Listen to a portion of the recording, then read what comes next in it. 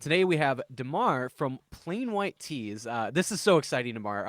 I was just telling Cullen, I was telling some other folks about this leading up in the last week since we got this scheduled. I was like, I don't think there's been a more popular band that we've interviewed on this podcast. Like, we're not like a Oh, big really? podcast by any means. Like, we're just Oh, we're just yeah, music fans that happen to every yeah, now yeah. and then get lucky enough to get some cool artists. But PlainWhiteTs, you got a song Oh, that's almost a billion plays on Spotify. yeah, Like that's pretty yeah, legit right there. yeah. It's We crazy. have yet to interview anybody even close to that many plays on at least one particular song. So that's pretty cool for Yeah. us. This Okay. feels like a special moment both for Cullen and I.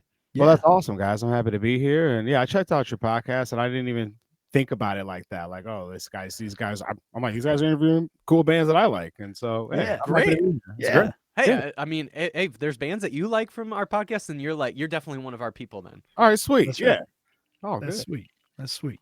love it. Well, Cool. Well, how are you doing today, Demar? You got the drum set in the background. Like you are actually a drummer. Like I you're am a not just drummer. faking that. So you're Definitely. you're the real drummer for the Plain White Uh, Tees. Yeah. How are things going these I days? am the real drummer. Things are going pretty well.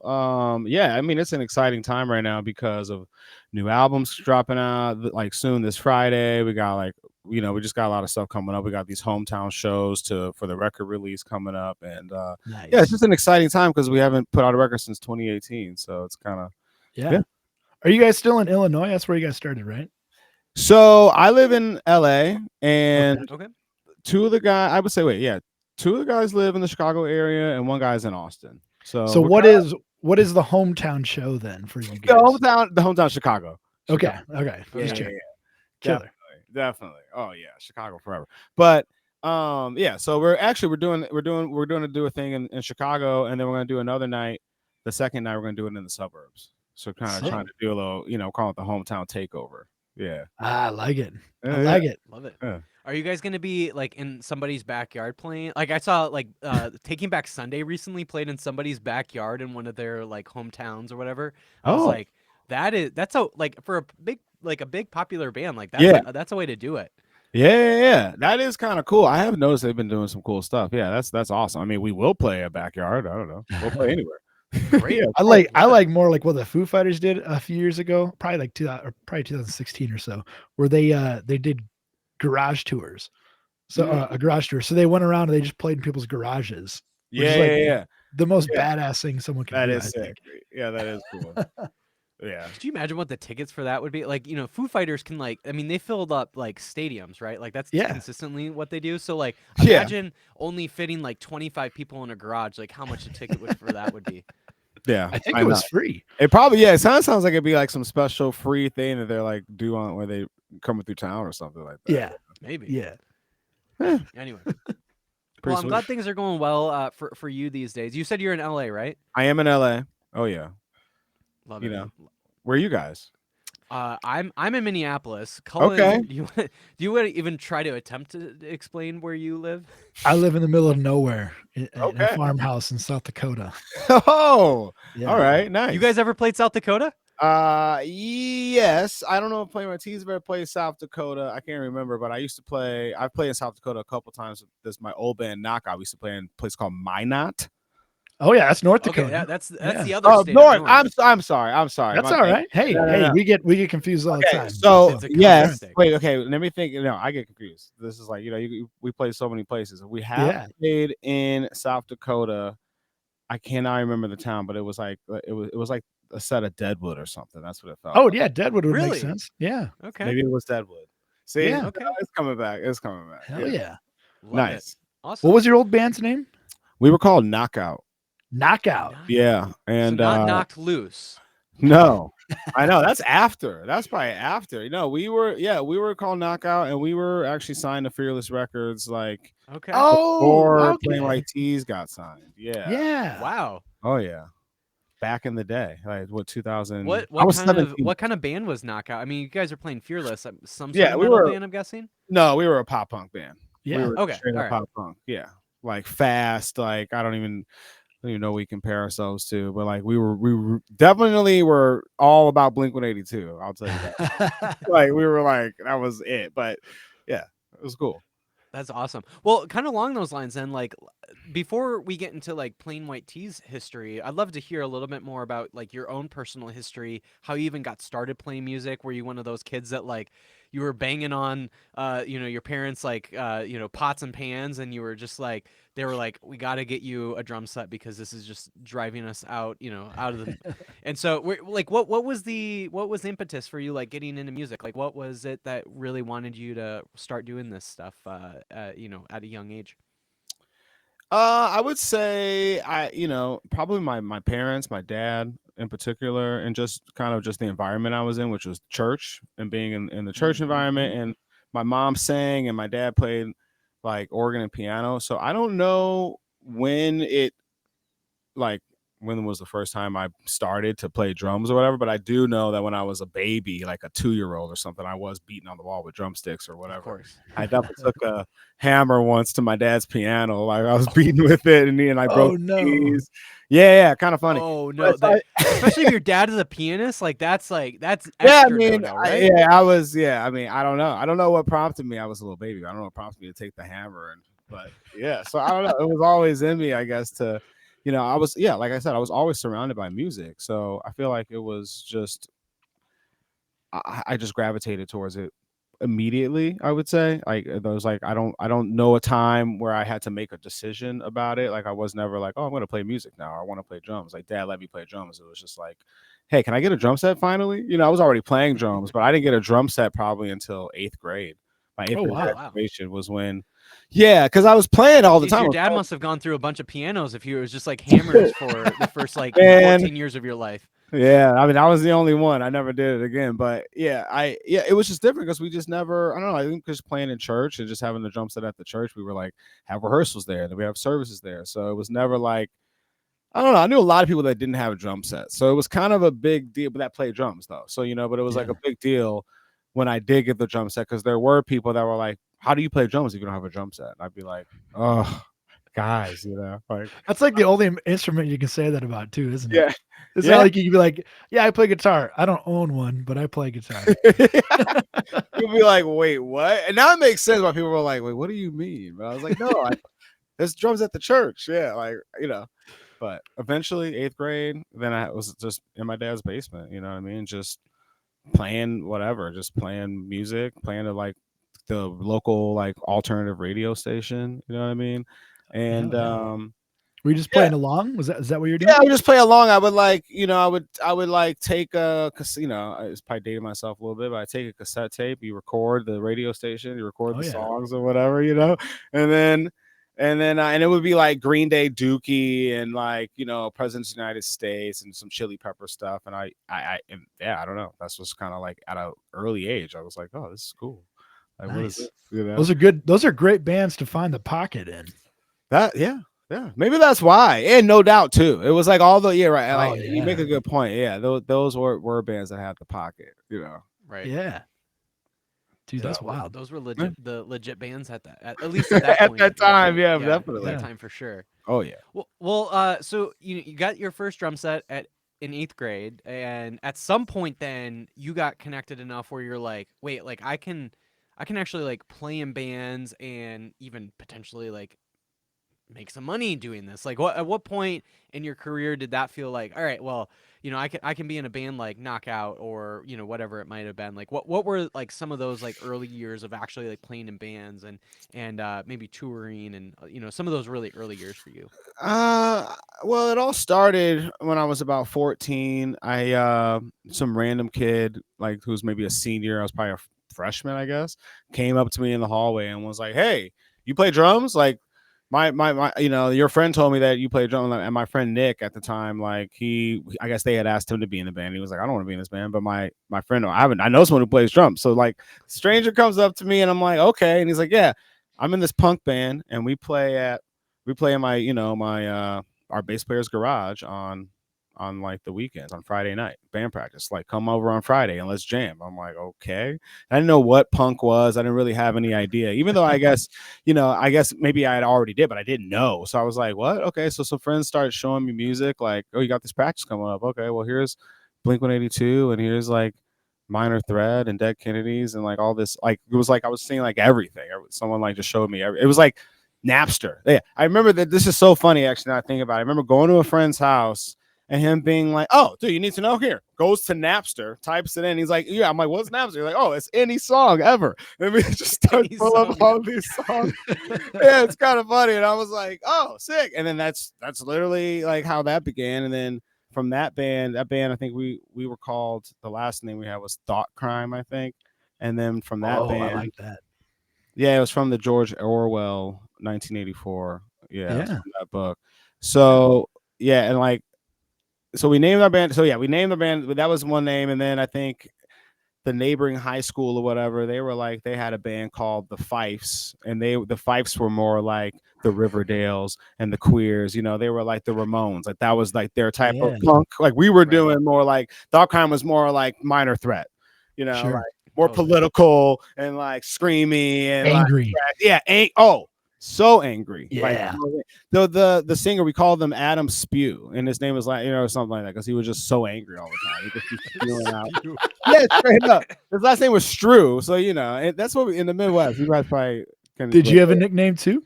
Mine in that band was Boris, I think. Boris. Where does that come from? I don't even remember. Like Scooby Doo or something. I don't what. Where did it come from? Boris what- the yeah, Spider from The Who or something like that? I don't know. And I was just like, all right, that's Like cool. Boris Johnson, the UK guy. Or what? I think that's what I was. I think that was my nickname was Boris. Yeah, because you know, yeah, Boris. you're right. You have to have a nickname at that time. So, Oh yeah.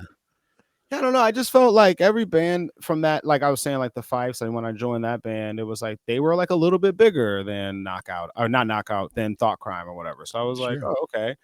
And then from that band, I was playing, you know, we played some skate park somewhere, and then these guys in Knockout, same thing. They're like, hey man, like our drummer's gonna quit. Why don't you be in our band and I'm practice with us? And I was like, you guys live way too far away. Like, there's no way how am I gonna get to practice? I'm Dude, 15. drummers are hot commodity, man. Yeah, I'm like, what am I gonna do? So I'm like, what? I don't know if I could do that. And then my friend Nick again joined. So then he joins the band for some reason. Then they ask him, and then he joins. And I'm like, he goes, yeah, man, I'm practicing those knockout dudes. And I'm like, what are you talking about? And he's like, yeah, you turned it down. And I was like, I didn't even think I turned it down. So like after a while of me going to practice every day with him, and then them like not really getting along, they were just like, why are you not in the band? And then it just all kind of went from there. And then again, like then Knockout led to PlainWhiteTs. It was all kind of just like happen in a progression like that, you know, like, Yeah. so Dude, what a wild story. yeah. How did the whole PlainWhiteTs thing come about? You know, I know at that point, because I think it was like early 2000s when you joined PlainWhiteTs, and I didn't even know if like you guys had an album out yet at that point, but yeah, what was kind of the, like, what got you involved with PlainWhiteTs? What was that whole story? So yeah, I would say because of Knockout and playing more shows around like the suburb, because we would just play around the suburbs, and I would say probably like late 90s, early 2000s, like the suburbs started to mingle, if you will. They started to like talk to each other and become friends. And then it'd be like, oh, if the south suburbs are putting on a show, then maybe the band from the north side comes over. And then people started kind of like integrating and like having more of a community. And I would say through that is kind of how I started to meet PlainWhiteTs. You know, it was like just kind of there was a band that they were friends with that I was just randomly friends with, because, you know, it's just like I think a friend of mine like wanted to like had a record label or something and was like recording their band, and they were friends with PlainWhiteTs. And then, you know, you start going to shows, and the next thing you know, oh, now Knockout and PlainWhiteTs are playing a show together, which was like a big deal because we were going to like their side of town, playing to different people, you know, like playing to different fans. Yeah, it was like kind of interesting. And then and then we just had a relationship. That was really all it was. We just had a friendship, and would see each other a lot. And Tom and Dave mostly would see each other out. And like again, Knockout kind of ended, or my time in Knockout ended, and then Tom was like, I saw Tom a couple times, and he's like, hey man, you want to be in the band? And I guess after a couple times of this happening, I'm like, okay, I guess you should say yes. Just say yes. Like you want to, like, and I kind of like because I wasn't in Knockout for a little period of time, people were asking me to be in bands, and I didn't really know what I wanted to do. I was sort of like, maybe I should start my own band or whatever. But I kind of told myself, if PlainWhiteTs or Fall Out Boy were to ask me, which I didn't think that either of those things would happen, but those were the two bands at the time that I was like, oh, well, those bands are gonna have a career at this, where they'll have be successful, and they're already almost, so and I didn't think that it would happen. It just sort of, one day Tom asked me, and I was kind of like, whoa, weird, this is Dang. kind of cool. Like, Had you been playing also shows with Fall Out Boy around that time too? big time. Big time. Yeah, That's Wow. Knockout and Fall Out Boy were pretty close. And so, like, I think Fall Out Boy's second show or something, like at a basement in Milwaukee, like we played, because I knew a couple of the guys. I knew Patrick just from another band randomly. He was playing drums. I met him in a backyard show or something like that. And he was playing drums in this band Patterson, and we just became friends. And so when I was in Knockout, they were like, oh yeah, Stump's new band. Stump's got this new band where he's singing. And I'm like, wait, he sings? Plays guitar? What are you talking about? Because he's a drummer. So you're like, wait, what?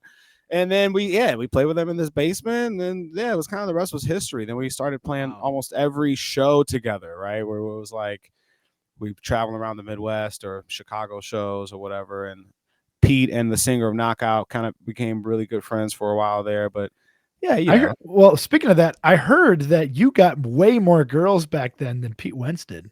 Me. Yeah, you. I don't know about that. I don't know. That sounds like a fable. I don't think so. I mean, Pete's Pete. Yeah. Well, I mean, it's just it is the way it goes. But I mean, back then, at least, from what I hear. I can't speak on that. I got to plead the fifth. That's the rumor going around. That's the rumor.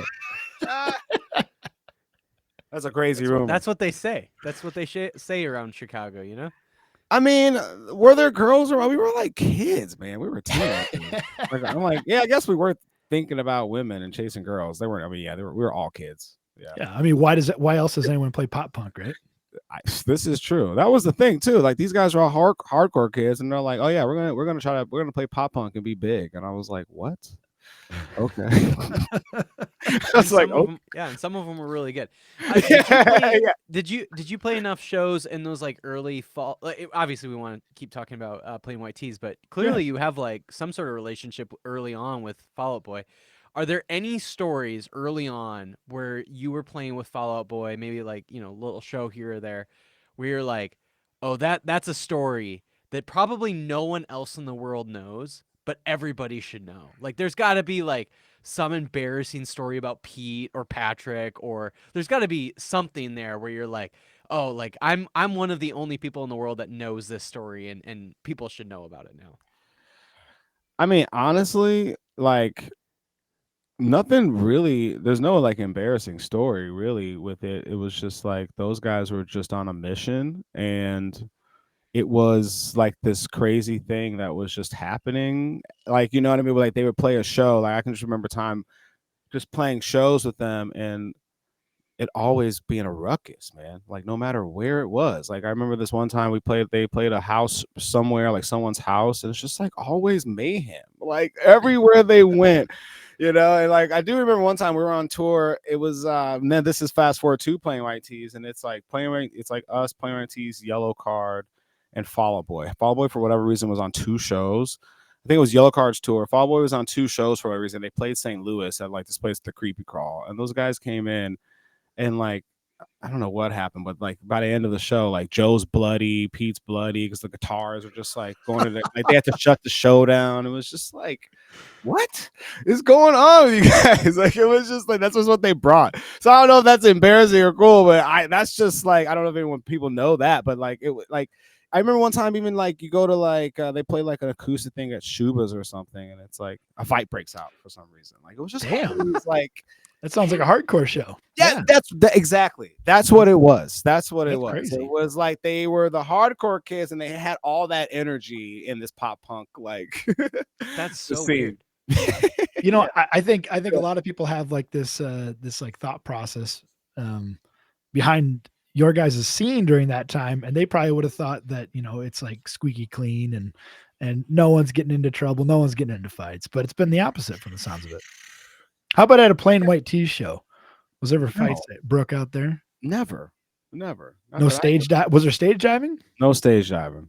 What Wow. the So No hell? like blood. truly, like people had plain white tees at the end of the shows.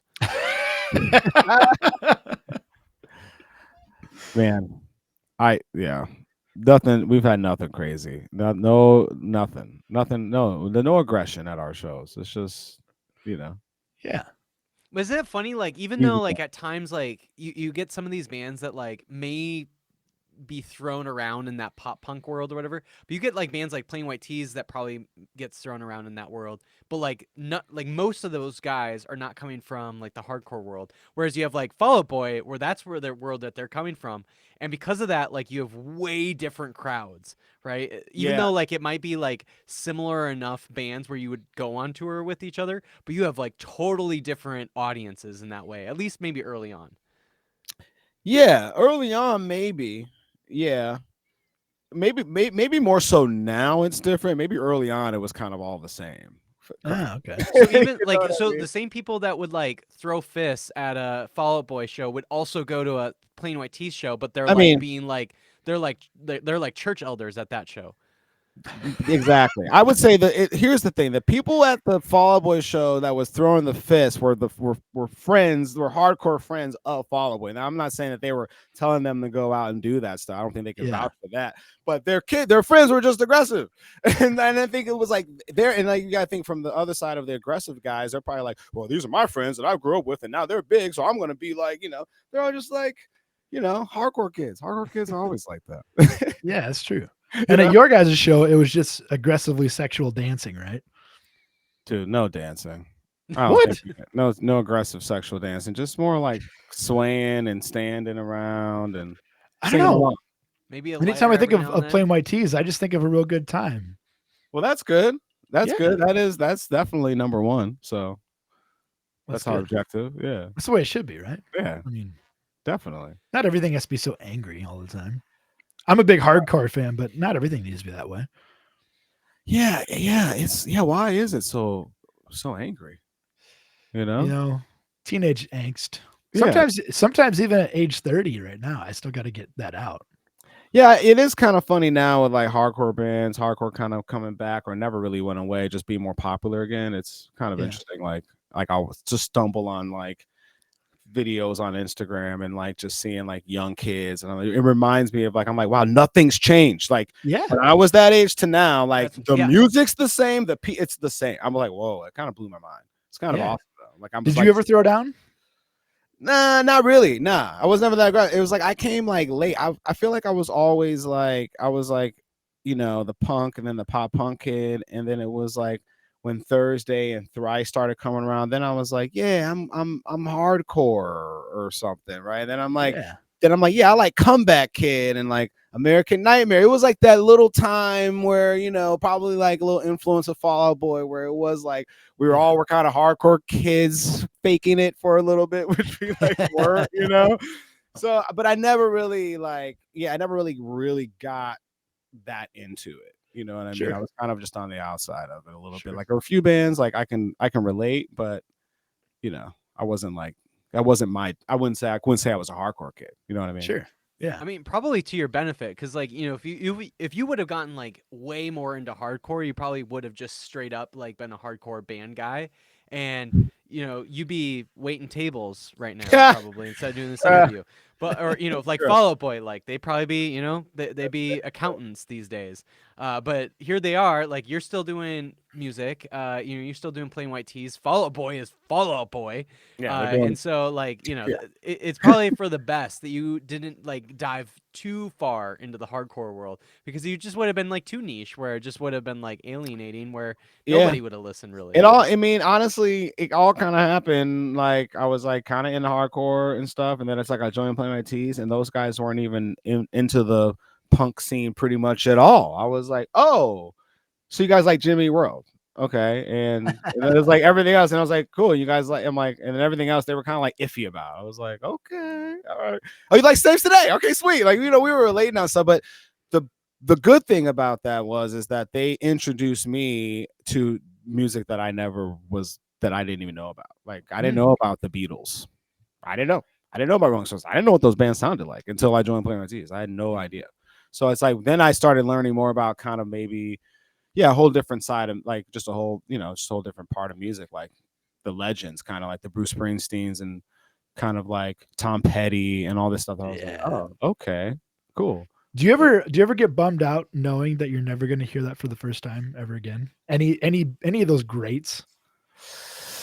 No, I don't think about it like that. No, it doesn't Man, I bum think me about out. that all the time. Like Really? that. No, I don't know. I think that there is great music out there and there's great artists out there. I mean, yeah. I mean, it is tough though. Like obviously some bands or there's movies even that like, there's directors and people write an album or a movie and it's like it's the one that puts them out there. And then it's like, Yeah, do they ever do that again? Maybe not, but I'm like, I'm still grateful that they are if they're still doing, I'm like grateful that they're still here. And I look at it like, well, good thing they made that thing that changed the course of history or that's influenced true. me in this way. Right. You know what I That's mean? true. Yeah, I'm So with you on that. yeah. So kind of along those lines, Plain White Tees kind of was in that world of like you creating something where a lot of people were shaped and changed and cared about it. Um, so you joined the band in the early 2000s, and then I think it was like 2005 or 2006 when Hey There Delilah comes out. Like, what was that time period like for you personally? Things at that point I guess would have like just blown up where you go from like playing in bands and I don't know what your family were thinking about you playing in bands and like I don't know if they thought of it as like, oh, you're just like doing this like hobby thing and you love it and that's cute and fine. But at some point it's like, well, actually I'm like playing for a band that has like one of the biggest songs, if not the biggest song in the world right now. That must have like at least like changed your relationship to all of that. I'm curious like what your history or your Yeah. story or your relationship around that time of like obviously knowing Hey There Delilah becomes like such a massive part of Plain White Tees. Like that's got to be such a significant part of the story for you. Yeah. I was, I feel like I was like 22, 23 at the time. And we were, working and grinding and we were doing this for so long. And when I joined when I joined the band, like that song was a demo. It wasn't really finished, but me being really into like the hardcore kind of thrice and I was into the harder music at the time. I couldn't digest this like acoustic song. I was kind of like, huh? Like they were like, yeah, this is like the song that's like we're really excited about this song and everyone that hears it thinks this is going to be like our song. And I'm like, okay, sure. It has no drums on it. It's what? Yeah. Like, I don't know. I'm like, I'm That'd be 19. the first question I would ask. Yeah. I'm like, yeah, I'm 19. I'm like, I don't really know. But then my dad heard the song, and like once we finished that album, all that we needed, I played the album for my dad, and that's the last track. And my dad goes, yeah. So I listened to the album. He was like, yeah, it's pretty good. But that last song, though, he's like, that last song, he goes, I'm telling you, that's the one that's going to get you guys to the Grammys. That's going to put you guys on the map. That's the song. He goes, that's your song. I'm just like, I'm telling you right now. I didn't really like, you take it with a grain. You're like, okay, dad, like, I don't know. You know what I mean? So sort of like when that time did come around, obviously for him, he's like, hey, I told you. And it was interesting to be like, whoa, he's right. So it was like, honestly, like the people around me were just happy and excited for me. And I will say, like, yeah, at first my dad was maybe like, what is he doing? Like, okay. But then once that happened, he was like, he saw it. It definitely changed. Where he was like, "Man, I wish I could do what you do. I wish I could go out there and play music for a living." I was like, "Oh, it turned. Yeah, it definitely turned." So, Yeah, you're not just playing churches anymore, right? Like you're Yeah. at that level. It's like no, like I'm playing, or at least I'm a part of a band that it yeah, has one of the biggest songs in the world. yeah, yeah, Yeah. and yeah, it was great. And Really, then it really amazing. and then it was one after another. I mean, it was just it had to feel like the train was like running full steam, right? I mean, all of a sudden you don't just have one really big song, you have a whole bunch of really big songs. And these ones have your drumming on it. Yeah. I mean, not really. I think we just it just kind of like I don't know. It took a long time for Delilah to get to where it did.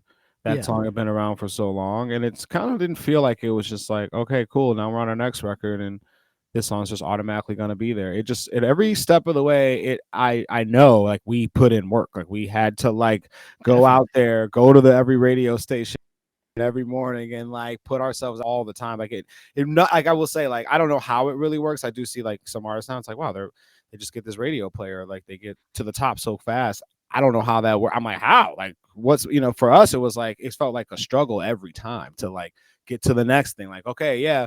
I know we had this song, like okay, we got this other song. Can you play this one too? But yeah, it worked, but it wasn't so smooth. I guess the Yeah, whole Hmm. for sure. For like sure. yeah. Well, it wouldn't be worth it if it was. I mean, if it was all just given to That's you. I very mean, that's very true. it's clear you guys worked for it, and the Yeah. songwriting is there. Yeah. Yeah. Do you feel like because so many of you guys have that punk influence where you had to grind, you had to work for it, versus you get like some of these pop artists that are like basically just like put together by Simon Cowell and they just immediately become the biggest band in the world. Do you feel like the fact that you guys did have that punk influence of having to grind, having to work, like set you onto this trajectory where you guys are still doing it to this day? Like, had you just been like this super successful band right away, you never had to work for it, like probably would have actually set you guys back later on in your careers. Yeah. Whereas seems like being the fact that you came out of that punk world, had to grind it out, had to work, probably set you on a path where here you are to like, today still making music and still doing what you love. It's still working. Yeah. Oh yeah, Definitely. Yeah. Still yeah, still yeah, that is our mentality. Like we show up and we're going to do the job and yeah, it's interesting like yeah, I don't know. I guess like that's the thing being from that scene, you do get that. It's like we have these discussions, I guess, about like are we pop punk or punk and whatever, and it's like, but yeah, we are because that's what it doesn't really matter what we sound like. It's more like your attitude and mentality and like where you were, yeah, your fan base and your people. We were working like PlainWhiteTs were playing in the punk circuit in the emo circuit. It just like maybe not even emo at the time. It just then transitioned to then like oh that's just an emo band or that's just a pop punk band. Like Right. the genre itself has just morphed into obviously what it is today. But yeah, definitely, definitely. Uh, you want to talk about the new record? I'd love to. Yeah, Because this thing's of pretty course. fun. It's all over the board. I mean, like you got all the genres here. Like everything's there. That's kind of how we do go, right? That's how we roll. Yeah. Yeah. This one in particular, though, compared to the other ones, at least from what I'm hearing, it feels way groovier than some of the earlier records. Was that intentional, or am I just like, am I just imagining this? Would you say? I don't know if you're imagining it. You hear what you hear, but I don't know if it was intentional. I don't know if we set out to say let's be really groovy on this record, but I just think that a couple songs came out that way. Honestly, kind of had that, like I would say, "Fire It Up" has a nice groove. It's simple, but then like that song "A Little Less Alone," I like love the groove in that. You know what I mean? And that's just even that song in particular. That's just us like sitting down and playing the song, and that just comes Yeah, out. You know what I mean? Yeah. So yeah, for but yeah, I sure. don't think we tried to necessarily do that. We were more trying to like strip it back a little bit because it's like our last album, Parallel Universe. We sort of just like threw everything at the wall. Like we were just like, cool. It was just like a lot of stuff going on to the point where when we were going to it live, it's like, well, we have to have a bunch of playback and tracks because there's so much happening. Whereas this, we were like, maybe we need to kind of like not necessarily like not do that again, but let's like look at it in a different way and let's say, okay, like what is the strengths of the band, and like maybe the strengths are us like stripping it down a bit, being a little bit more honest, and just you know, and maybe that's where you get a little bit more groove, out of Yeah, that. yeah. So I mean, to have groove, you have to have a little bit of space, and yes, I think that's where I'm maybe hearing that. exactly. Yeah, exactly. Yeah, that makes sense. Demar, would you say like Tom is one of the better like songwriters you've heard? Like he seems like Oh, somebody that like really cares about like actually like structuring songs, obviously writing lyrics, but like there seems to be like some sort of intentional element of like actually like writing a song that like he has a lot like I don't know, it just almost seems like it's part of his identity. oh yeah. As a song, him writing songs is definitely a big part of his identity. I guess I would say, yeah, like when I first joined the band, it was like I don't think like the sing like when we write songs and knockout or how the songs like, we thought about them differently, right? So I just like when I my first practice even like with Plain White Tees, I was kind of like, I learned the songs and thought, okay, great, they want me to be in this band because I can play a lot of cool stuff, right? And so I'm like, I can easily play the simple whatever, like drum. They playing these songs pretty simple. Like I play these songs and I knew them anyway.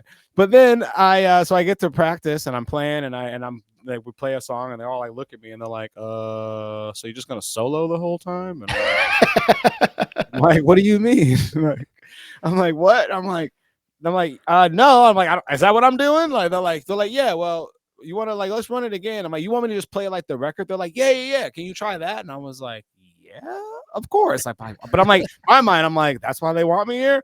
Okay. So then I do that and everything's fine. But what I learned and what I started to learn from that day forward was kind of like about the song, was like how important the song was. And it wasn't like the drum part or the guitar part or whatever. It was like what like I just yeah, he just kind of had a different brain and thought about songs differently than anyone that I had encountered at that time. So it was Mhm. like I Mhm. then from there like then learned more about structure and melody and like like we got to repeat that. Why did you not repeat that? And like drum parts and like well that part's distracting and that's it. I didn't I was kind of like I'm gonna be a flashy guy, but I was a teenager, so Yeah, everyone, Right. every kid wants to be flashy, right? yeah, Yeah. exactly.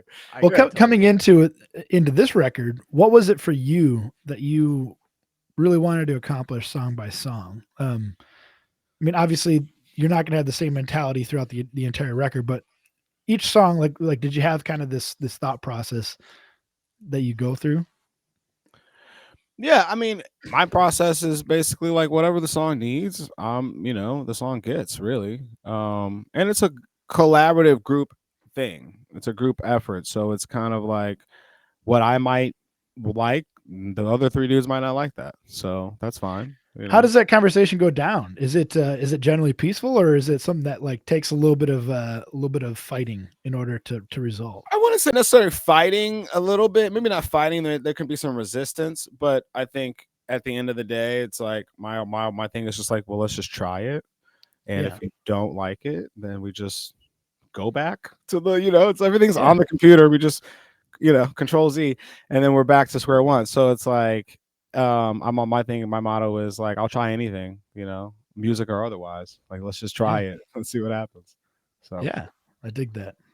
That's good. uh, Are I think that's the mark of a truly good drummer, especially. oh, thanks. Yeah. are there any moments, whether it was like with Tom, yourself, maybe some of the other guys in the band, when you're recording and writing for this new album, where you're like, that's why I'm a part of this. Like, I would imagine, especially with like how great of a songwriter Tom is, like you probably see these moments where it's like like that's why he's on here on earth. Like he just like he seems to be like that is what he is supposed to do, and you get these moments where it's like, holy cow, like that is what that person is supposed to do. And I see that like in lots of different, you see like an athlete just like being like an incredible athlete, and you're like, that is like that's what they're supposed to do, and you just like see these moments of them like doing that.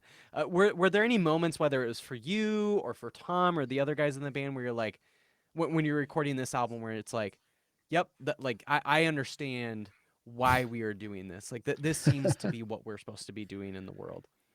Yeah, I mean, yeah, there's definitely like, we were in a lot of different studio sessions and with people. And so I feel like there was definitely a time where because we weren't always able to play together on every song, you know what I mean? To like, as we're recording it. But like this particular time, we got into a studio. We were actually working on a song that was wasn't even going to make the album necessarily, and we got in and there was a little resistance to trying things, but once we did it, like the outcome was great, you know what I mean? And now the song is one of my favorite songs on the album. So it is one of those like, yeah, this is why we're here to do this, to work, and like we're good, you know what I mean? Like I believe, I guess that's really how I feel about us, is like, I'm like, well, we're a good band.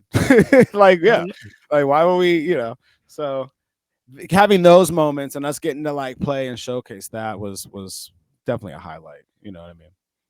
Yeah. I gotta love that. Is I there would is there imagine. a Oh, go sorry, go ahead, ahead, Colin. Mason. You're good. I was just gonna say, um, I have no idea like what the listenership for Plain White Tees is. Obviously, again, like I remember looking up the other day, I was like, "Holy cow!" Like, Hey There, Delilah is at almost 1 billion plays on Spotify. Like, that feels like a pretty significant number. Uh, has there ever been a point where it almost feels like it could slip away at any moment? Like all of this could be just like forgotten about. Like you're gonna have to go to college and have to, like whatever it is. Like, do you feel like at any moment? Because I would imagine there's a lot of like even young small bands that are like feeling like that pressure of like, this could even, I might not be able to go on tour next time or whatever. But I wonder like even for a band as that has the legacy of Plain White Tees, like do people in Plain White Tees like even still experience that where it's like this could slip away at any moment and it feels like all of a sudden everything that we've done is completely irrelevant and we like almost as like we never existed. Maybe I don't know. I don't know if we think that at this point that we would just be irrelevant because that Okay. song is so has means a lot to people. That's all I can say. Totally. That song means so much to so many people around the world. And not But just that song, other songs as not well. just But that song. No, yeah, I know, but I yeah, think what kind of no, you're right. You're definitely right now. There's some, but I feel like something about our songs too. When people are like, oh no, like this is at my wedding, or I've had people tell me they played it at funerals because it meant a lot to the person and stuff like that. I'm like, wow, like we really done our job. But to that, yeah, I think there's a little bit sometimes where it's probably what kind of keeps the fire in us a little bit because we do feel like yeah, it could go away.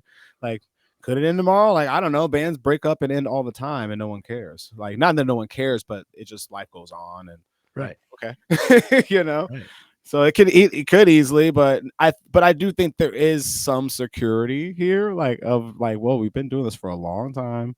I think we're gonna be okay. But Hmm. that's just in our heads. I don't think that's our reality, but I think yeah, a little bit we still might be every once in a while. Yeah. yeah.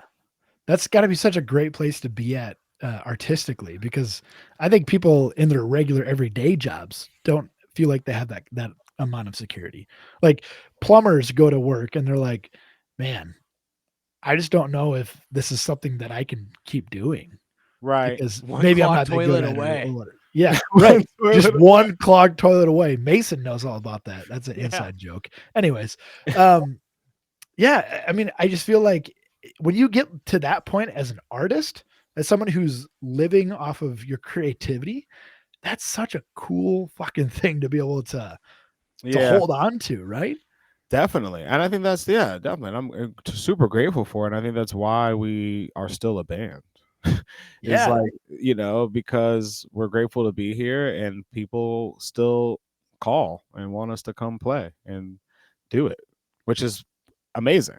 Hell you yeah. know and maybe a little shocking, but like it's like, and I think that's what I'm saying. It's like I think I can feel a little bit more security just in terms of like, and obviously in the recent events in the world and just like having those moments where it was like where we survived, where it was like we didn't tour for like 2 years, we didn't do the band for a long time, and we all Yeah. came out okay. Like Yeah. we're okay and we're still in the band and we're still playing, so it's like okay you know I love it.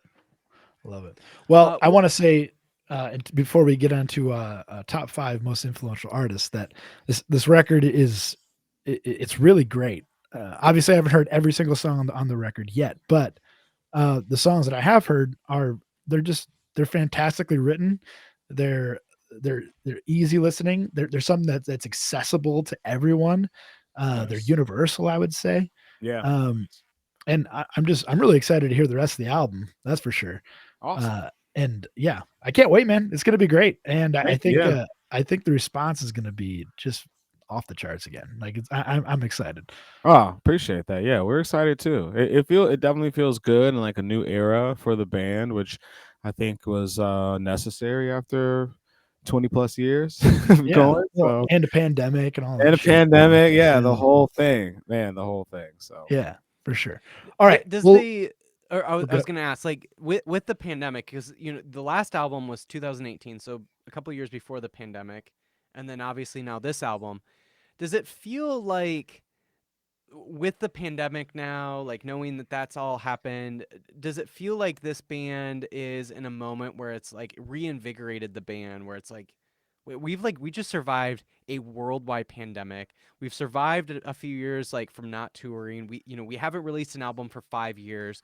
Like, does it feel like at this point where it's like what can stop us? Like, is it one of those things where it's just reinvigorated like the passion for this project that you call Plain White Tees? Definitely has. I don't know if the passion was ever lost though either. Okay. Like we never really, I don't know if we ever stopped doing it. There wasn't a time even, you know what I mean? Like COVID set us back a little bit.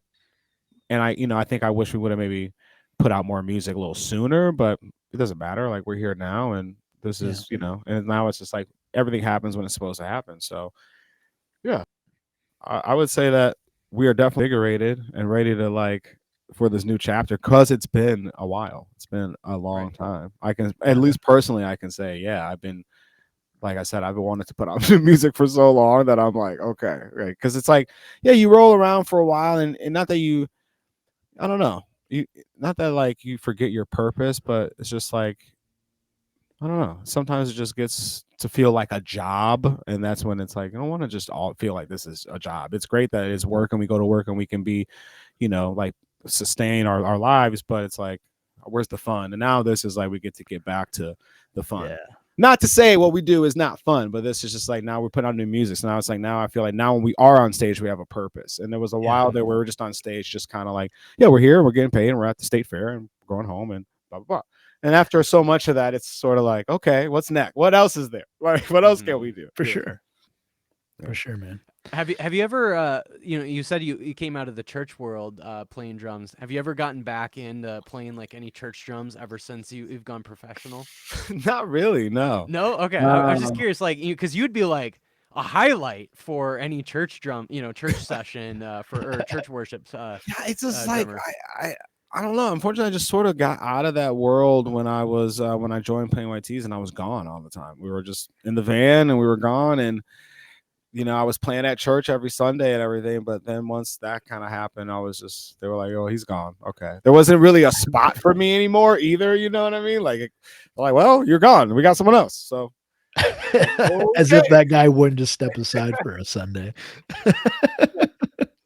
But yeah, it's okay. It's okay. I went and did something else for a while that they were all watching, kind of going, "Whoa!"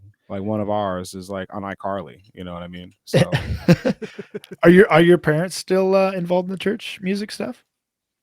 well, my mom is not necessarily musically. My dad unfortunately passed away about 10 years ago. So Oh man. but yeah, up until then, man, he was going hard, man. He was going hard. So that was his Love it. thing. He was heavily involved with like a lot of gospel organizations in Chicago and choirs and stuff like that. So yeah, That's great. hey, yeah. A lot of good memories, and like I would not be a musician probably without definitely wouldn't be a musician if it wasn't for him. So I don't Totally. know how I would have gotten to the drums really otherwise. Yeah. Well, I can Yeah, I appreciate mean, that, man. it probably weren't for him, you wouldn't have gotten out of playing behind a plexiglass, right? Oh yeah. I don't even think we had that at that time yet. They I've wanted been to it. enough churches knowing, like, especially Yeah, now. some of those churches that, like, you get a really good drummer, they're gonna be behind a Oh, plexiglass. And it's like, now that guy needs to be outside of a plexiglass. He's way too good. they put you in a cage. Yeah, they put you in a cage for sure. Oh, that's Yeah. awesome. All right, let's do top 5 most influential albums of Demar's life. You can go in whatever order you like. You can go chronologically, Yeah. whatever you want to do. I still need a fifth, but If you need a moment, we can pause too. That's fine. okay, hold on. Okay. Wait, didn't I have 4? I don't know. I'll just riff it off. There you go. Okay, let's start here. I can remember being like 8, maybe, and Tragic Kingdom came out, no doubt. So I would have to say Tragic Kingdom, no doubt, definitely in there because I was huge. That's enough. such a Good good. stuff. I like mean, just like anything, no doubt is. it Just also was especially in like like those yeah. those 90s, God, it was just like such a perfect time for that sound. Yeah, and I think for whatever reason they were like, I don't know, I guess as a young black kid, like in the early 90s, mid 90s or whatever, it just felt like you weren't supposed to listen to that type of music or whatever, but Mm. listening to No Doubt, it was like they bridged the gap because I was like, but there's black people in the band, so we're good, right? Like Yeah. it's all good. No, Like why their not? sound was a little like I don't know, it's like so silly that we even have to like now it's I'm happy that I feel like we've gotten away from that. But at that time it was like you felt bad, like you weren't supposed you were doing something wrong, or whatever. But as I grew up and I got older, then I would say next would be Alkaline Trio, God Damn It. Um Oh, okay. yeah, huge, changed my life 100%. I don't even know that whole era, just Trio as a whole, just Mm-hmm. I mean grabbed a hold of everyone that I knew. Yeah, we were Yeah. just man Did like the damn thing. did the damn thing, definitely. And it was such a fun time, like trying to like they would do secret shows and we'd be like, yo, we get, it was just it was that was a good time of life too, you know. Love it. Um Saves the day, stay what you are. Oh, yes, Nice. Yeah. yes. That's also what That's a pop punk band that has 100% cred in the hardcore world. You know, like you were talking about Fall Out Boy coming out of that world. Like mhm. Saves the Day definitely came out of that world as well. And they still to this day, like they could go to a hardcore venue and they would sell out and kids would go nuts, Yeah. even though it's all Oh pop yeah. punk.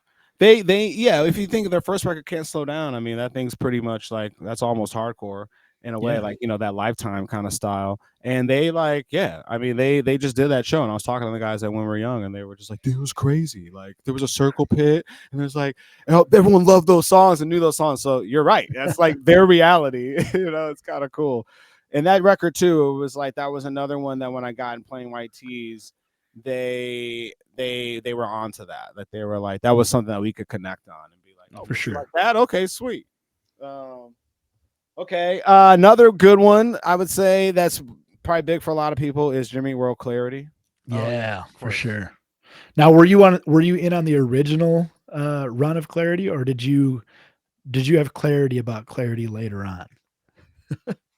So like initially when it came out, it was not a popular album, but like a lot of people came back to it um Oh, I see what you're after saying. the other records came I out. see what you're saying. Yeah, I'm old, Okay. so so yeah, no, I that record came out I believe in '99. I Yeah. probably didn't get into it until 2000, like probably late 99, 2000 was like when I got into it. So yeah, it was definitely Clarity.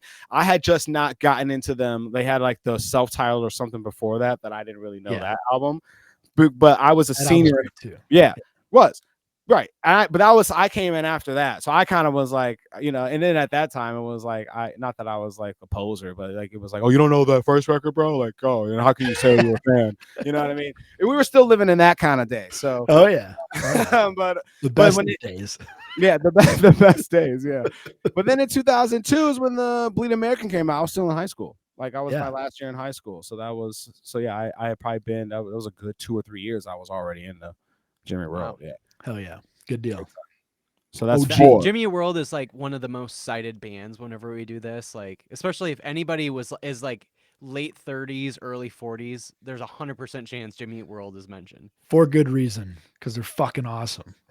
Um, yeah, no, they're the best, and it's definitely for a good reason. And it was like, I mean, with Plain White Tees in particular, it was like with that first album, Stop, which I wasn't in the band yet, but like I liked that album because I like appreciated that they just wanted to sound like Jimmy World. I was like, oh, you guys just are Jimmy World, awesome.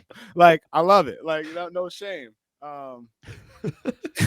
Like it was good.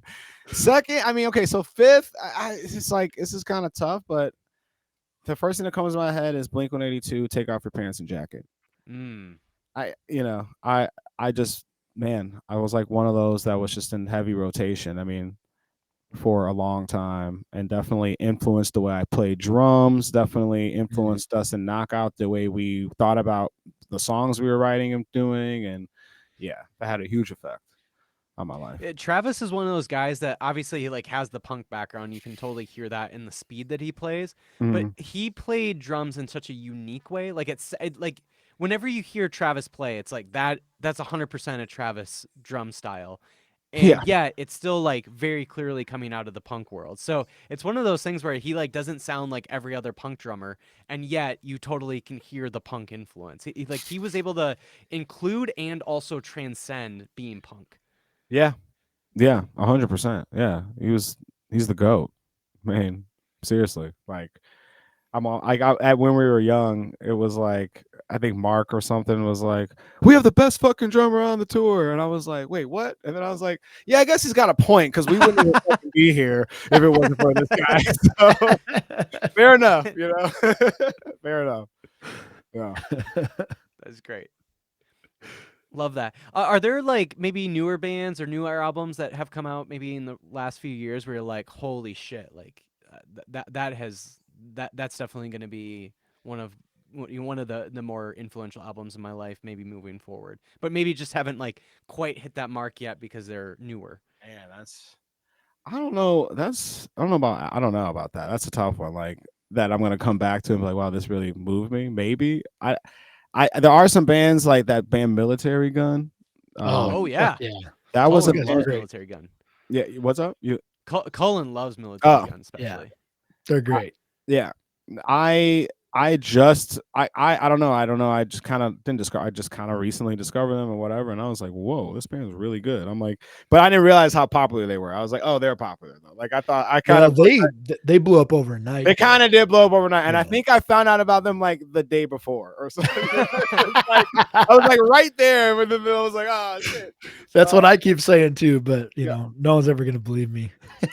Um, but yeah, that was like one of the things I heard recently. At least that's more in that genre that that I was like, whoa, I love this. Like, Yeah. and like made me like love, like kind of made me give me that feeling that I used to feel when I was like a teenager, adolescent kid, just like you hear something that pumps you up. I don't that you were saying because like to your question, it's like I'm like, man, I don't know what I hear anymore that even pumps me up like it used to. You know Yeah. what I mean? Like, but when I hear Military Gun, shit was pumping me up. So Hell yeah. Yeah. They're like an angry, happy punk band yes, yeah, with a definitely. little bit of pop influence. It is kind of cool that way. Sweet. Let's talk about what you want to plug, man. Well, hey, let's plug the PlainWhiteTs self-titled album. I can't remember which number, if it's 7 or 8, because I wasn't on that first one. But either way, 7 for me, I think. And hey, it's crazy. It It's comes out this technically Friday. 9 if you Is it count 9? Come On Over. It's Yeah, see, technically that's 9. right. It's 9. Yeah. So yeah, Man, my 7th. that's so Crazy. many records. That is. That's crazy, dude. Yeah, we gotta get another couple out here though. We gotta get to Yeah. like a. Getting double digits. That's That's what I'm saying. I almost thought we were in double digits because you like kind of forget and then you're like, oh, we're only at that. I thought we were at least like in the 10s, but yeah, that's ballsy territory right there. that is. But respect to the bands that do it. We'll be there. We'll get it. Hell yeah. There you go. Hell yeah, it's coming. Yeah, like Where just, should people get the album? Is that like vinyl, any physical stuff? yeah, that people pre. You can buy? definitely pre-order if you want the special vinyl. I'm sure you can go to plainwhitet's.com and get that. Spotify, Apple Music, all the streaming services. Just go out there and stream it this Friday, November 17th. Yeah. Hell yeah. Right. But get on it. There you go. Any tours, any shows that we can maybe expect here sometime soon? Yeah, we just announced the Fired Up tour, which will be starting next year on the 23rd of January. It's just a short little 3-week tour, a little winter tour, but yeah, kind of hitting most of the U.S. Honestly, I think unfortunately we don't make it to Texas, but other than that, we're kind of. Are you heading up to coming through. Minneapolis by any chance? We definitely, I think, yeah, we are. Yeah, we are. Well, damn, Yeah, I might you gotta, just. you gotta I'm come in out. Minneapolis, so I might might come and hang out with y'all. I can't remember where, but I'm pretty sure we are in Minneapolis. I'll let me. I mean, I've got Google in front of me. Why don't I look? Yeah, why it, don't you but- find out? Because I could be wrong. I mean, it looks pretty promising here. 1 second here. Seems like it.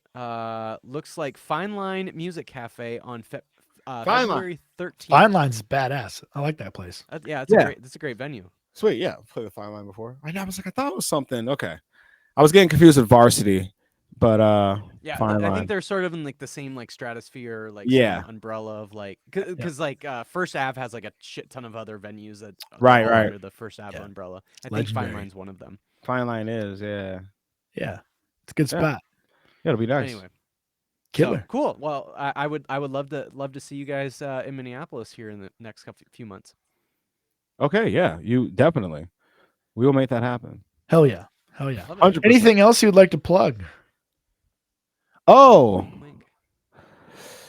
I don't know if I should talk about this yet. If I can. Oh, okay. I mean, we're always I here think you for probably a should. a Black Sheep exclusive.